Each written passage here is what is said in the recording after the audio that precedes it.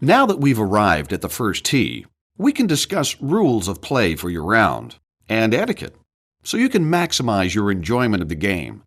While breaking golf rules can be grounds for disqualification in competitive golfing, in this section we'll explain the Gimme rule, Mulligans, and the difference between winter and summer golf rules. We will also discuss appropriate times for you to use your cellular phone on the course, and when you can play ready golf. We'll also help your group establish a comfortable pace by recommending the look ahead and look behind rule.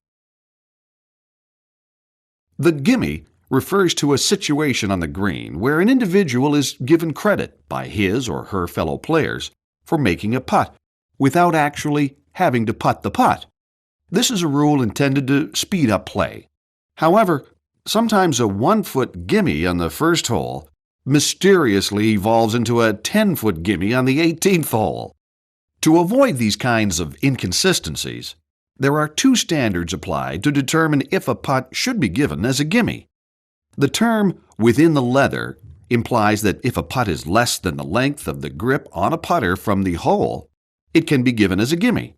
This term can also imply that if a ball is less than the distance from the blade of the putter to the edge of the grip on the putter, it is also considered a gimme. If gimmies are to be played, the length of the putt allowed as a gimme is decided by your fellow golfers, as they will tell you when a specific putt is a gimme. It is important to remember that if a putt is given as a gimme, the player should walk over and pick their ball up and not try to putt the ball into the hole. The famous term used to describe a golf stroke retaken without penalty is the mulligan. Although mulligans are not considered legal, they are often incorporated into friendlier games. If your group decides to allow mulligans, make sure you establish beforehand where and how many are acceptable throughout the round. Because they are technically against the rules, someone invoking the mulligan privilege should never take one in a situation that may hold up play. It is important that your group keep pace with the group in front of you. Therefore, the look ahead, look behind rule is a good guideline to follow. This rule simply requires that you be aware of the groups in front and behind you. For instance, make sure that the group in front of you is always in sight. If for some reason they are not, you may want to let the group behind you pass if you're holding them up. Unless the entire course is delayed, you should let twosomes and threesomes pass if your group is a foursome, and it appears your group is slowing the pace of play. Remember that you're not the only player on the golf course. There can be up to 150 golfers on a course at any given time who have all paid to enjoy the same privileges, including an expeditious game. Because climatic conditions vary throughout the country and affect golf courses in different ways, you should establish which seasonal mode of play your group will abide by. Summer rules do not allow you to reposition the ball to attain a better lie before taking a shot.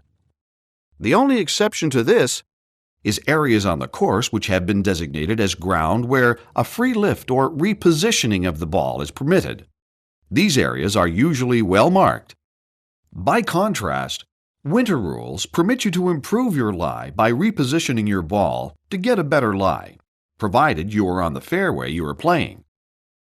Cellular phones have become a huge problem in restaurants, movie theaters, as well as on the golf course.